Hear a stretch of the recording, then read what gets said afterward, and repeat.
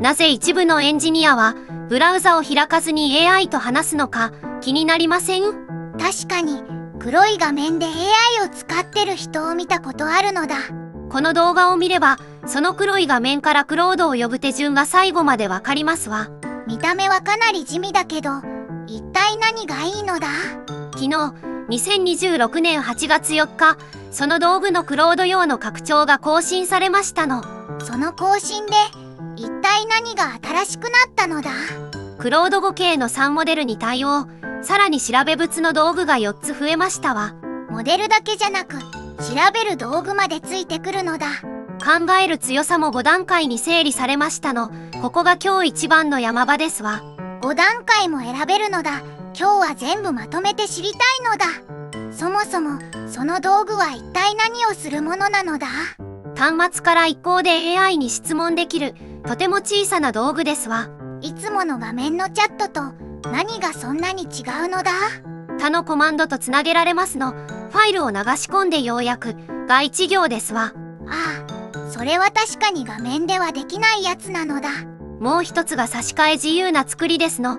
相手ごとに拡張を足していきますわ。今回のはクロード用の拡張ということなのだな。その通りですわ。中身を入れ替えても覚えるコマンドは同じままですの。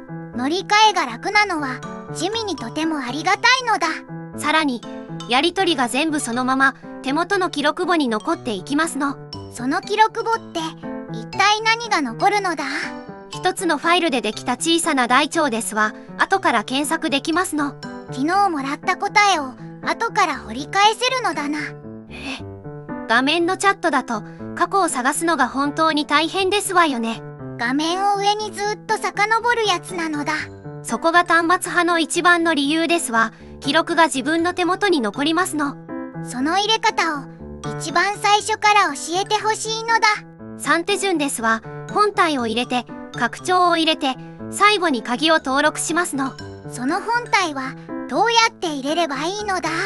Python の道具置き場から一行で入りますわ。 Python が先にいるってことなのだ。入っていれば早いですけれど、専用の入れ方もちゃんと用意されていますの。2つ目の拡張はどうすればいいのだ？本体のコマンドから拡張の名前を指定して入れるだけですわ。拡張を入れると具体的に何が増えるのだ？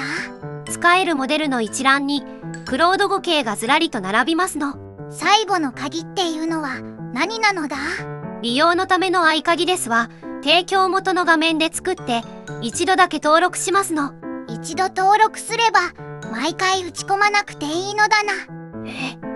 手元に保存されますわ。ただしここから料金が発生する点は要注意ですの。使った分だけ後から請求が来る形なのだな。そこですわ。最初は小さな質問から金額の感覚をつかんでくださいまし。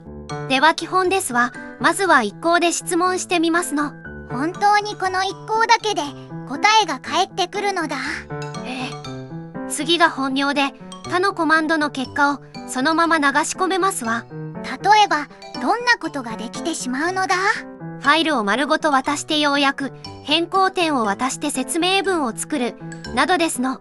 毎回コピーして貼り付ける手間が消えるのだな。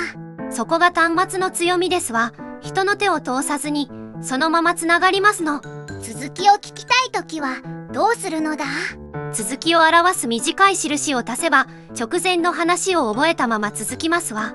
ちゃんと会話としてそのまま続きが聞けるのだな。腰を据えるなら対話用の起動もありますの。抜けるまで話し続けられますのよ。場面によって2つを使い分けるのだな。あとは記録の検索ですわ。過去の質問と答えを一覧で呼び出せますの。あの時のコマンドなんだっけが探せるのだ。ここまでが土台の話ですわ。ここから今回の新機能に入りますの。土台は分かったのだ。いよいよ本題なのだ。新しく増えたモデルは何なのだ？クロード5系が3つ、フェーブル、ソネット、オーパスですわ。その3つはどうやって使い分ければいいのだ？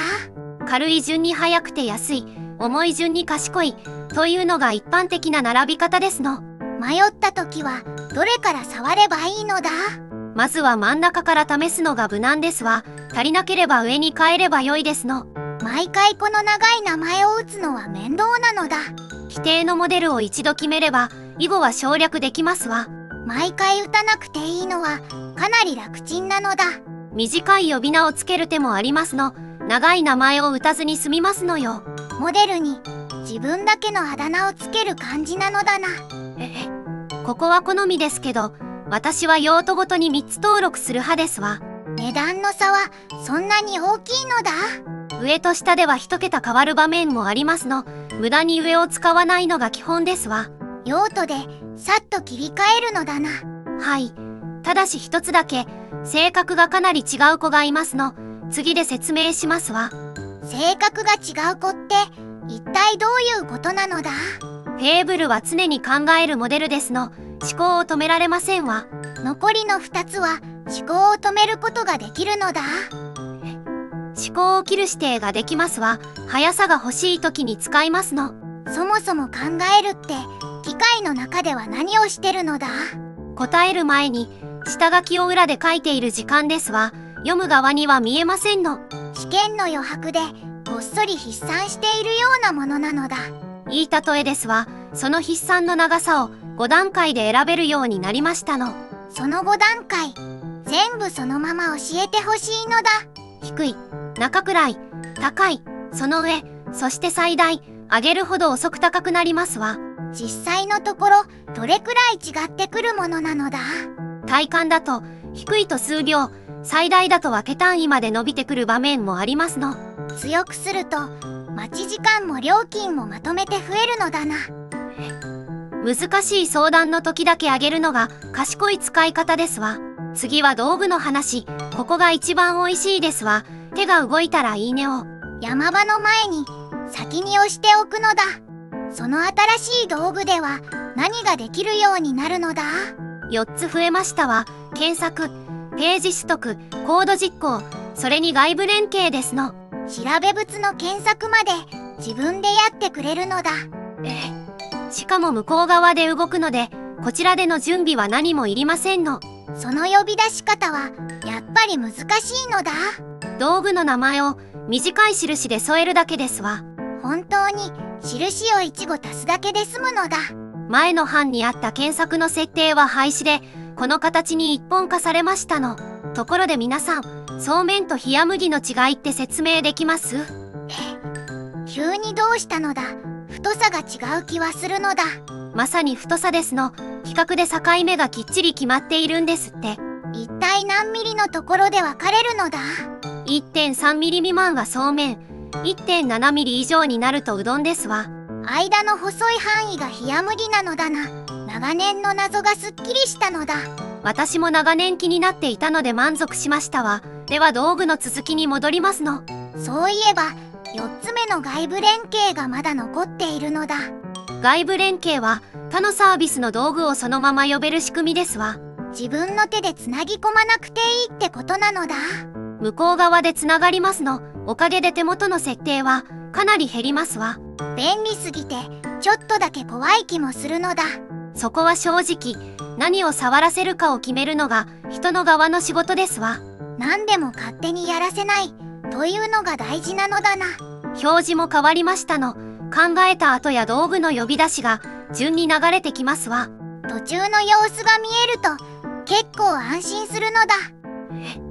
ただ長くなるので隠す指定も用意されていますわ。見たくない時はちゃんと消せるようになってるのだな。その指定をつけておくと記録簿の側にも思考が残らなくなりますの。あえて残したくない場面も確かにありそうなのだ。Python から呼ぶ時も同じ道具をそのまま指定できますわ。端末で覚えたことがそのまま使えるのだな。覚え直しがいらないのがこの道具の一番の良さですわ。手元の自作の仕組みにも組み込めるのだな。実際のところどんな使い方が便利なのだ？3つ紹介しますわ。まずは変更点から説明文を作る使い方ですの。それは毎回書くのが地味に面倒なやつなのだ。変更の一覧を流し込んで書き方の指示を一元添えるだけですわ。これならほとんど一行で終わってしまうのだ。2つ目が調べ物ですわ。検索の道具をつけて出典まで書かせますの。さっき出てきた4つの道具がそこで聞いてくるのだな。最新の情報がいる質問は道具なしだと古い答えが返ってきますわ。そこで知ったかぶりで答えられたらかなり困るのだ。3つ目が長い資料の要約ですわ。ファイルをそのまま丸ごと渡しますの。会議の議事録あたりにそのまま使えそうなのだ。よく使う指示はひな形として保存できますわ。毎回同じ指示を打ち直さなくていいのだな。ここまで来ると考える前に手が勝手に動くようになりますの。地味に見えて実はかなり早いやり方だったのだな。そこが端末派の正体ですわ。冒頭に出した謎の答えはここにありますの。今日の要点は3つの新モデル、5段階の思考、4つの道具ですわ。入れて鍵を登録すれば今日からすぐ始められるのだな。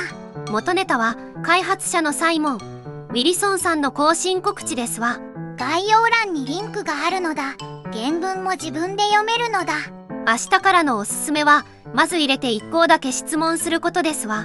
いきなり凝ったことをしなくていいのだな。次にいつも使うファイルを1つ流し込んでみてくださいまし。それだけでも画面との違いがわかりそうなのだ。慣れてきたら思考の強さを一段上げて答えの差を見比べてくださいまし。皆さんは画面で使う派か黒い画面で使う派かコメントで教えてくださいまし。僕は画面派なのだ。押すだけで始められるのが楽なのだ。私は端末派ですわ。入りきらないコマンド例は概要欄の X で。本日もご視聴ありがとうございましたわ。面白かったらチャンネル登録お願いするのだ。また次回お会いしましょうわ。バイバイなのだ。